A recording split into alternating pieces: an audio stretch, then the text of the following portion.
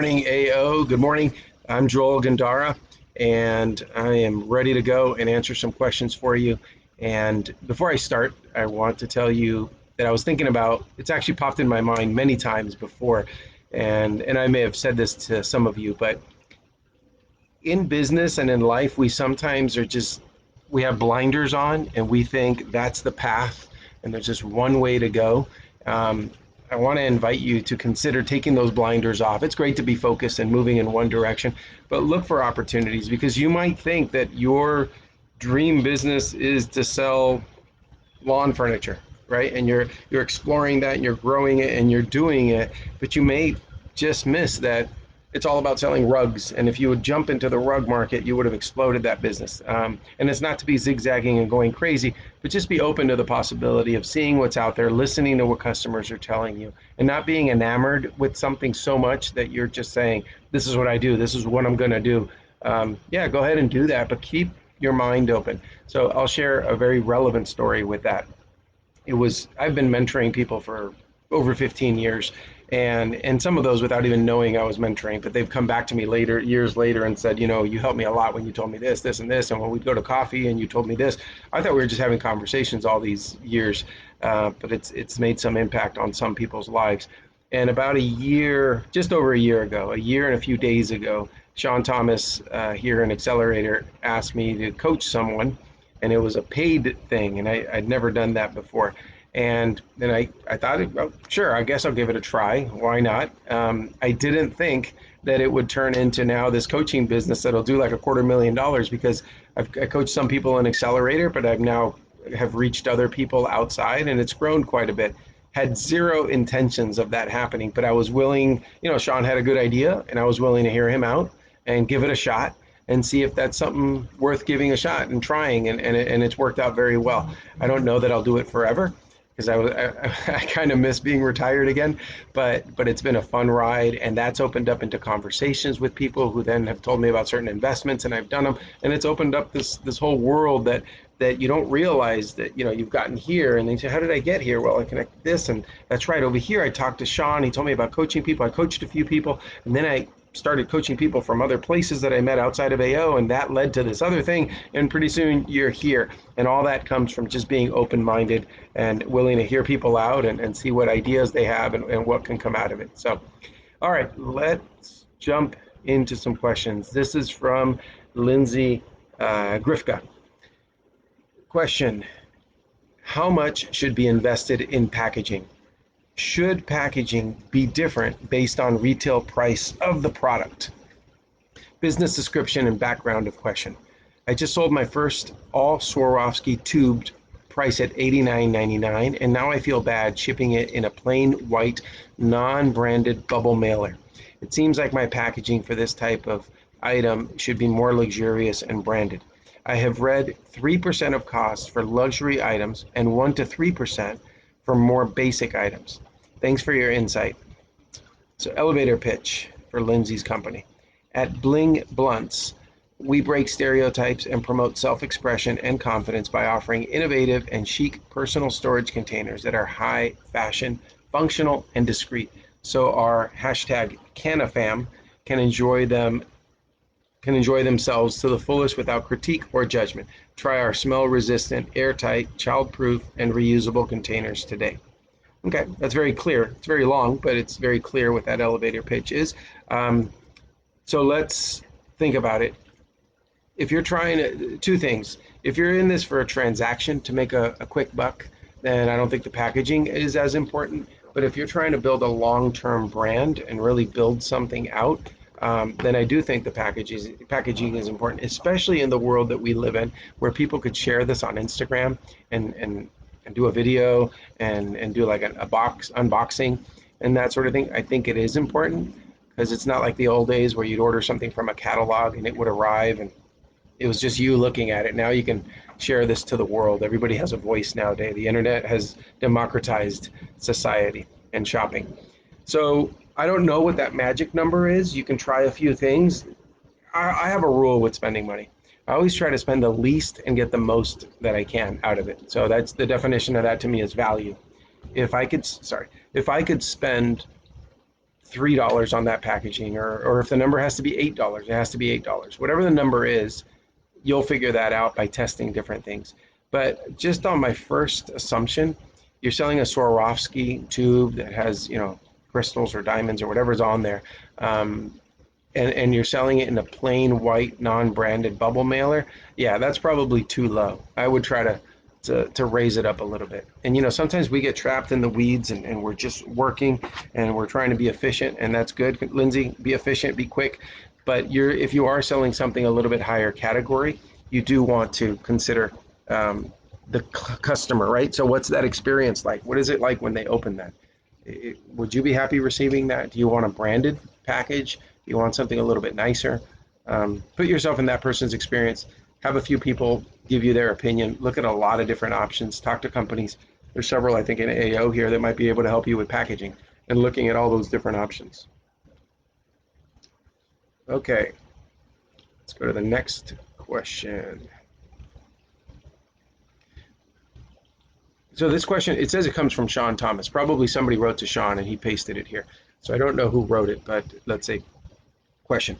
Without a team to delegate to and without the budget to hire a full team, how did you get things done when you first started your company and it was just you? Background. I hear many experienced entrepreneurs talk about delegating and only doing the things you are great at. And unfortunately, it's only me, and I'm just starting. So I don't have the team nor the money to hire a full team. I know I can't be alone in trying to understand how to get everything done on a limited budget and it only being me. How did you do it when you were first starting?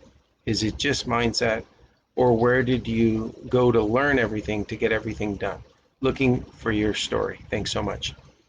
Okay, so great question. And I like the fact that this question is asking, how did you do it, right? Because sometimes the questions that I see people ask, they're kind of assuming that there is this one right answer. I can share with you what's worked for me and my story, and you should ask that question to 20 entrepreneurs, hopefully that have had success, so you're getting it from successful people.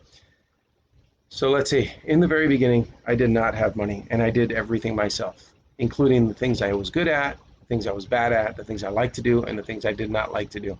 But I was already forming an opinion in my head of all the things that I absolutely hated doing, and those would be the things that my first employee would take over.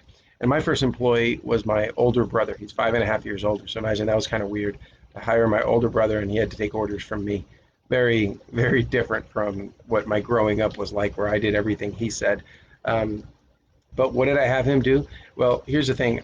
I worked 10, 12, 16 hours a day in my own business when it was home-based. It was all I did. I woke up and I worked until I went to sleep. And I did that repeat for many years until I finally got busy enough to open a warehouse, and I just ran out of space in my 3-car garage. So I moved.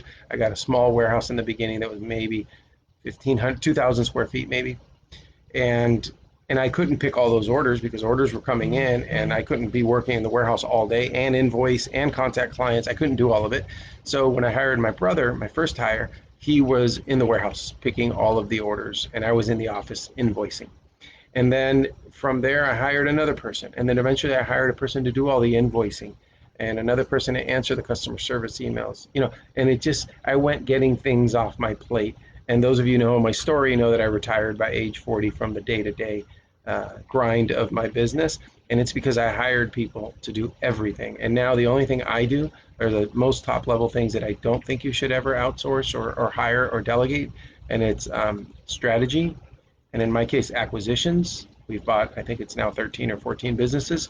And so I'm in charge of that. And that's really my passion, and I love it. And so all the other things I've hired out. But again, I didn't start that way. I started by doing every single thing. And don't procrastinate because you're overanalyzing and trying to learn every single thing. I'm not an expert at anything.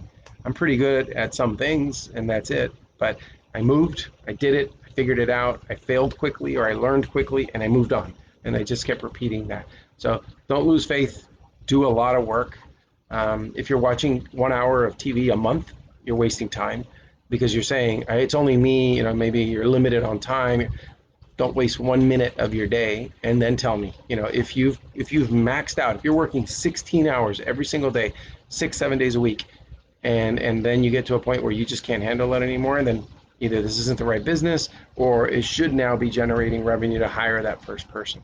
So you're not going to get rich in the beginning. You'll hopefully get rich over time, but you got to do all the work and invest in growing that and hiring people and getting systems in place.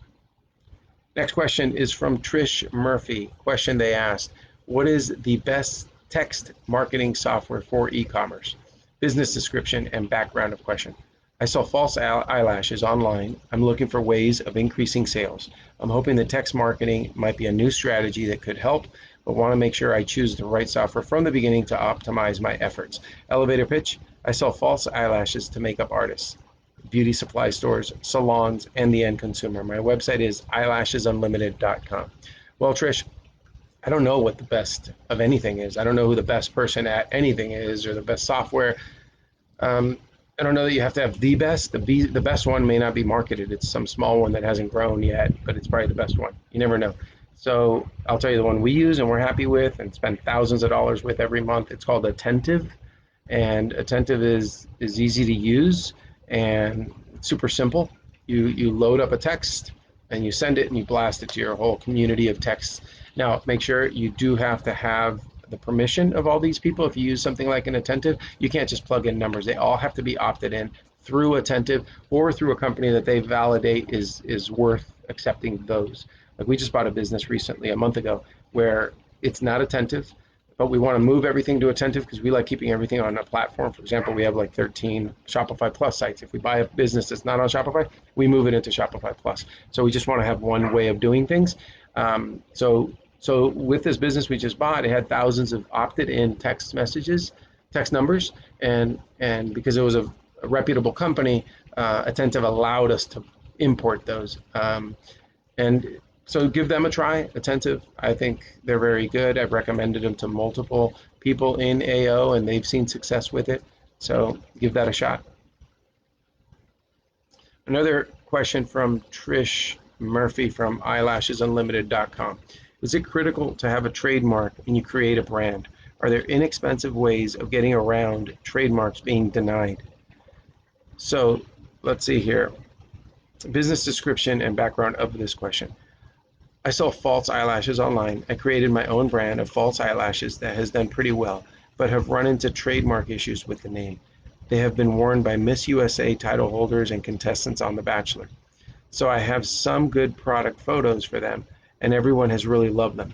I haven't done a ton with trying to sell them wholesale because of not having the name trademark, but do sell them on my website along with other brands. The trademark hasn't been approved because it is the name of a geographic location. Should I continue using this name or start over with the name and branding in order to ensure I can get a trademark?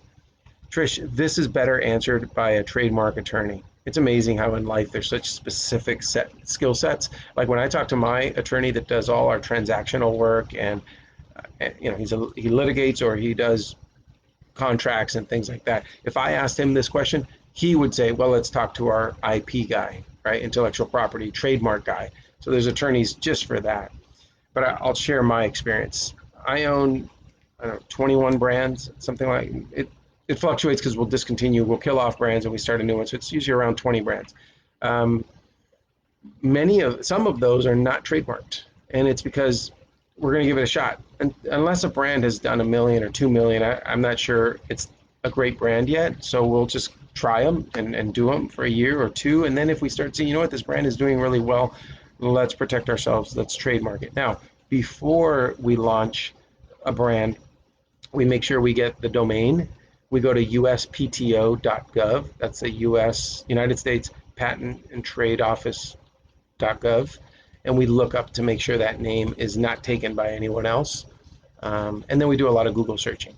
So we make sure, okay, it looks like no one has this, and all that is zero cost, right? We're just exploring to see what's out there. We get the domain, make sure nobody's on Google with that, and lastly, uspto.gov to review trademark with that name. There are some names, for whatever reason, again, I'm not an attorney, I don't give any legal advice, but there are some names that you cannot get a trademark for, but you're fine using them. I've seen that happen. So I don't recommend necessarily you could talk to an attorney, a trademark attorney, but If it hasn't been a problem and you've been using this, whether you have the official trademark or not, it all happens. It all matters when you started using that brand. So if you've been using that name and no one else has, you might be, I think, again, I'm not an attorney, but you might be protected in the fact that you've had that since day this. And now if I came onto the market to compete with you and I now introduced it with your same name, I'd probably have some trouble because you can prove use from way before I can. All right. Next question is from Lindsay Lannon. The question is, what are some red flags to look for when opening an account with a vendor or reviewing a contract? Business description and background of question. I own a chocolates company and I've been starting to gather vendors for packaging, chocolate supplies, etc. I want to make sure I don't get myself into a situation where I overpay or agree to a contract I regret. Elevator pitch. I sell chocolates with ingredients collected from direct trade farms in sustainably sourced packaging. That's a great elevator pitch. That seems like something you'd expect from a Whole Foods brand or something like that. Fantastic. So Lindsay, I don't know what you're in fear of with these vendors, that you're apprehensive. It's okay. That's fine to be. I would read those contracts. I asked a friend of mine who exited his business. He sold part of it to a private equity company and they grew it really big, and then he sold the other part to Bed Bath & Beyond, and all the way along that he was the CEO of the company for 10 years. Even after the first sale, then the second sale, he stayed on board. Very successful, very knowledgeable person. And he told me that what he noticed is that when him and his 50 employees or whatever he was when he was smaller, was that he'd sign contracts and he'd never read them. And he said the difference when we took on that private equity, when they brought us on and bought us, and then that with Bed Bath & Beyond, is there was a legal team to read every word in every contract. And that's interesting that they're that detailed, that they would read every single thing to avoid surprises later and to negotiate properly at the beginning, because you're agreeing to the rules of the game. And then halfway through the game, you can't say, well, no, I don't agree to that. Too bad. You already signed that you agree to the rules of the game. That's all a contract is. So I'll tell you what I don't like with a vendor is I don't like being locked in or pressured. I just personally don't function that way. So I don't want a situation where it's a long-term thing and I'm really locked into having to work with them or guaranteed price increases or anything like that. So I would read the contract. I would get somebody else to read it, ideally an attorney if you can afford one, but definitely somebody who can kind of see this through a different lens. You know, you're seeing it from here, and if I'm over here, I'll see it from this other side, and I might catch something that you won't, and I might have the experience from that situation. Definitely an attorney who deals with contract law. They would be the best person to see this and at least explain it to you. Because I've had to do that many times where I'll go to my attorney and say, look, I have this contract, I'm confused. I read all this and here's my notes. I try to make it easy for my attorney so I don't get billed too much at $300 an hour or whatever it is. And I'll say, this paragraph, I think it's this. Is that right? And he'll say, yes. Now we're done. He doesn't have to go explaining it all to me. This one, I believe it says this. And he'll say, yeah, except for you have to also consider this other thing. And then lastly, I'll say, well, this paragraph, I don't understand it. I'm so confused. Explain it to me. And then he'll explain it. And then I can make an informed decision now that I have all the data.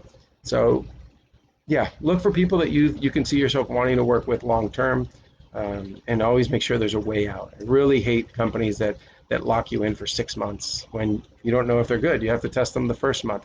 So I always try to ask, to negotiate on that. I also try to ask for a better price. How about we test in the beginning and kind of date before we get married? Just the same thing with employees. I have a very good system for hiring people and onboarding them.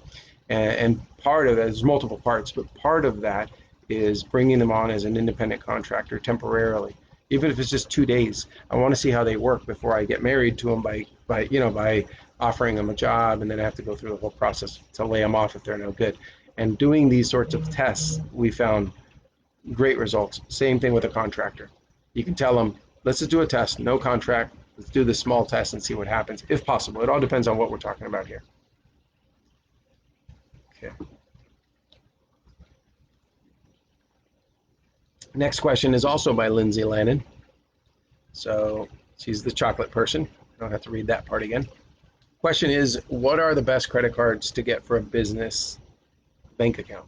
Those are two different things, but what are the best credit cards to get for a business bank account? So two things. One is your bank account. That's at the bank. And the other one is a credit card, independent of your bank. It could be through your bank, but it could just be an American Express. I used to say to always get a credit card with no annual fee, and that's because why pay them to be able to use their credit card when all the other ones give it to you for free. I changed that recently and started paying an annual fee on a card myself for a new business. And the reason is because I know our spending. I know that we're spending on that card over $500,000 easily every year. So to pay a couple $100s for using that card to get a better return is worth it. So here's my thoughts on credit cards. I've never paid credit card interest in my life, personal or business. It is the biggest scam that exists on this planet. It's a hole. I don't think it should be illegal because I'm a capitalist and I believe everybody's allowed to make money. If you're dumb enough to pay it and they're smart enough to collect it, then they're allowed that. But it's dumb to pay credit card interest. So number one, it doesn't matter if it's 100% interest, 20% interest, 1% interest. The interest rate, I don't look at that when I've opened credit cards, and I have a lot of business credit cards for different businesses. So interest rate doesn't matter. It can entice you with, the first year you get 0 interest. Who cares? You're not going to pay interest. If you do, you're probably not going to make money in your life because the interest rate that they charge is 20%, 22%, 23%. Well, most businesses are not netting 22%, 23%. So how are you ever going to make money? So I look for things that give me back rewards, and I don't want those rewards to be travel or gifts or meaningless things, because all I want is cash. If a credit card can give me 1.5% back on cash, and I spend, $1 million a year, what is that, $15,000 that you get free, just absolutely free on your next statement. It's applied at the top. So on one of my credit cards that I've seen recently, we're getting back like about $1,000 a month. Every month, just free cash, right on top. That's amazing. You know what you have to do to go net $1,000? You have to go sell quite a bit.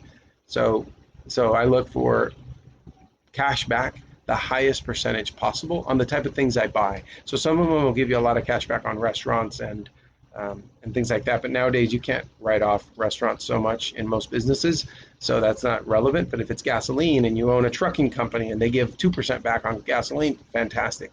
If I have a card that gives a very good return on shipping, and I spend hundreds of thousands of dollars every year on shipping, or more, maybe $1 million. So that is something that's attractive to me. So I would look to see what's giving you the most cash back. That's the way to go for me. All right, another question from Lindsay Land. And Lindsay, you're really getting your money's worth out of AO, and you're being very smart asking questions. Do you invest in your business, buy a house, or work towards paying off loans first? Or can you do a combination of both? What is the best way to utilize the money I've set aside? Okay, so business description and background of question. I own a chocolates company and have money set aside for investing in my business, but I am unsure if it's best to invest all of it in one section of my life or break it apart to invest in multiple things.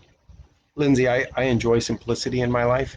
As complex as my life might look, on the inside, the back office is super simple. So number one, you mentioned paying off loans. If you have loans that you're paying interest on, to me, that's the number one thing. I don't have loans. I don't have debt. I can't sleep at night if I owe people money. Honestly, if you loan me $10 because I forgot my wallet, and I won't sleep that night unless I Venmo it to you that night. It makes me sick to owe money. Knowing that it's being charged with interest makes me even more sick. So if you have the opportunity to pay off debt and you have that money sitting in the bank, let's do the math. You are not earning 1% in the bank. Interest rates are so low right now that you're definitely not earning that. So let's say you're earning 1%, right? You have $100 in the bank. At the end of 1 year, you have $101. That's all you made, 1% in a year. Interest is always calculated annually.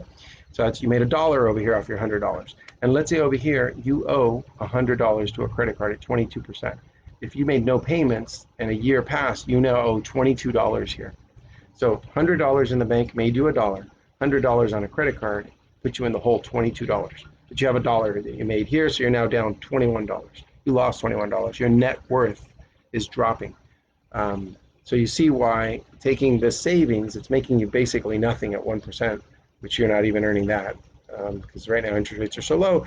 Take it over here, and you just earned $21 by paying off that debt. You cleared that out of your mind. You're done. Get the debt out of the way and never fall back into it, and then start growing. Now, as far as investments, I'll tell you what I do. It's the same thing that Tony Robbins in his book, I think it's Unshakable, I think is the book, where he quotes Warren Buffett. And Warren Buffett's, one of the best investors of all times.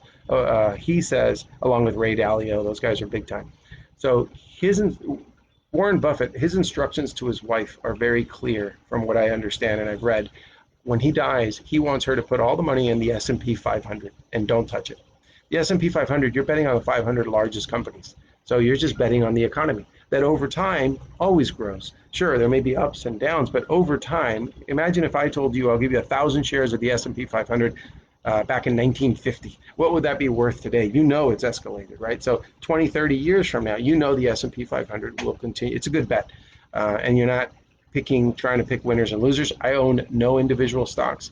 I max out mine and my wife's 401k, and we do other investments like that. And it's all similar to S&P 500. You're just betting on the market. Pretty safe. So there's that.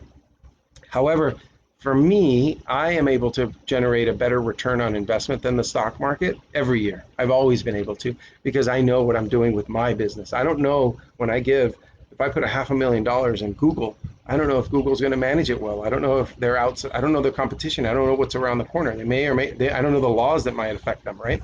So I'm a little bit scared investing in individual companies, except for my own companies, because I understand the landscape. I know who my competitors are. I know inside information, which is illegal when you invest in the stock market. But when you're yourself, that's not illegal. You're looking for information all the time. And then you have $1 million sitting here and you say, let's see, should I put it in the stock market? Should I buy real estate? Or should I invest it in what I know is a great opportunity, like buying out this competitor, like getting more customers, those sort of things. That's the stuff. That's how I think about it. Did you ask here about real estate? Yeah, buying a house. I think buying a house is a great thing. There's a guy who's written a lot of real estate books named Grant Cardone. He actually says you should rent your house and don't tie up your money on something that you're living in. You should just rent it, but then you should buy rental properties, and you should do all of this. I really believe in rental properties. I think right now real estate is very expensive. The rates are really low, but if those rates could stay low, but real estate prices could drop, I think there's going to be a buying frenzy, and I'm waiting for that. I don't know if it'll happen in that way, but real estate is fantastic. You get to save a lot on taxes, and the more money you make, the more real estate becomes important, because you're going to save on that high tax rate you might be paying at the time. All right, next question is from Bob Gigeri. I hope I pronounced it right. Question is, in offering free product samples online, I have attracted many requests from people who I suspect are not my target audience and just want free stuff. Should I treat these prospects the same? Are there strategies that work to offer free samples to attract customers? Business description and background of question. To promote my product, I advertise free samples on Facebook and Instagram to a targeted audience. I've done this twice, and in both cases, after a few days, I would get added to a free stuff Facebook group and receive hundreds of requests. I've shipped samples to about 50% of the requests, but decided not to ship samples to everyone, as I wasn't convinced they were my target audience. Elevator pitch. Over the past few years, developed a skincare massage product, and I'm looking to build a brand and company around it. Well, Bob, I don't know that you're in the right place for free stuff. If you had an audience that were already customers, that's where I think it'd make more sense to give a free product. For example, you own a spa, or where they do massages, or the face cream, or whatever. You have a skincare and massage products. Well, if you already had that customer that's coming back every other week or every month for the services, and you give them a small free sample, and they're going to come back next month, and you're going to talk to them and say, hey, did you like the sample? Would you like to buy one now that you've tested it? And you can pressure them into buying it somehow. That would make sense. But you're just spreading stuff out to strangers. There's no loyalty. There's no, they don't have to show face again and come back to you and sit like this in front of you and feel awkward by saying no. The reason, and there's a really good book called Persuasion. It's not persuasion, it's persuasion. And it's how it works when you give a free gift, and why does it work? Well, part of that, I think you have to be face to face. And here's why. When you go to a mall, a shopping mall, and you go to the food court, and there's people there with a plate and a toothpick, and they give you the teriyaki chicken, and you taste it, and you've got it in your mouth, and you're saying, "Oh, that's great, thank you."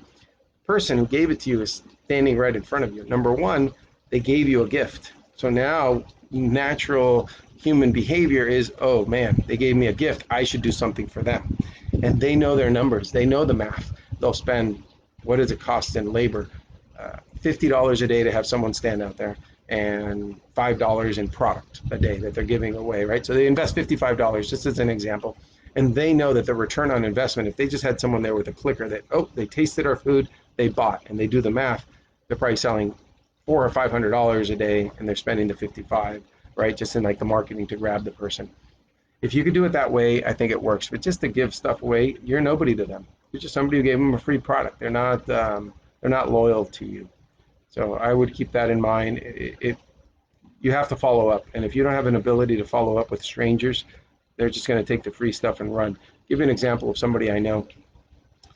It's two brothers. They used to have a landscaping company, and they would bid on these big jobs to, do all the landscaping for a new bank that's being built or a new office building, whatever the case might be. And these big contractors who were handling the whole construction, the general contractor, would have them bid on the job.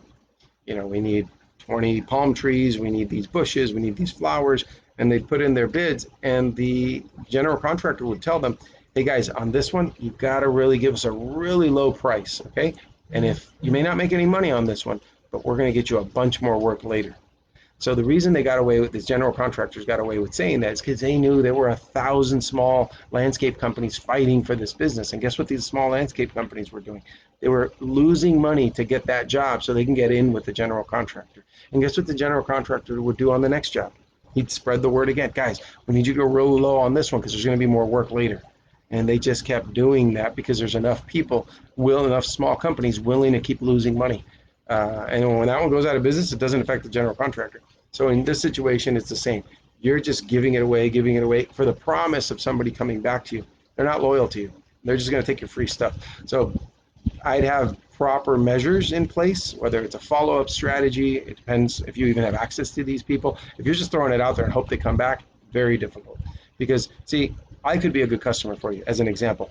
I'm not out there looking for free samples. I'm out there looking for, somebody who I respect recommended this, and they say it's a very good product, so I want to try it. Or I went on Amazon, and it's highly rated. It has 10,000 reviews, and it's like 4.9 out of 5. That's what I trust. I don't just, I'm not looking for free samples. Hope that helps. All right, another question from Bob. I think it says are the scenarios, but are there scenarios where it is okay to spend 2x on product packaging compared to the total cost to produce the product?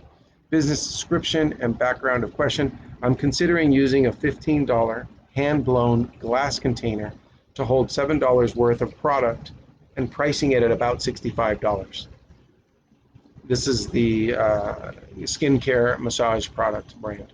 So spending $15 on a hand-blown glass container to hold $7 worth of product and pricing it at $65. Bob, could you do a very small order of those hand-blown glass containers and see what happens? And here's the thing.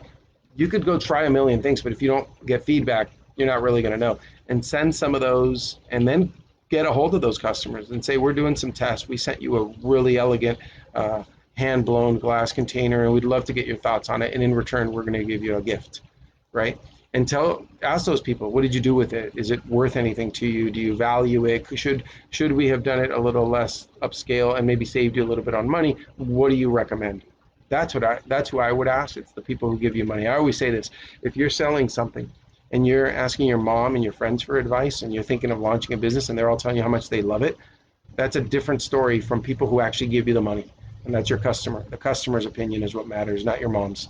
So if you could try this on a small scale, test quickly, fail quickly, succeed quickly, and see what people think about this. First of all, see if it sells, right? When you do the presentation and you sell online or however you sell it, see if people like this, and then get their opinion afterwards. It would make for a really interesting story, by the way. I always think of everything as a story. When it's all said and done and you're retired and you say, I killed it.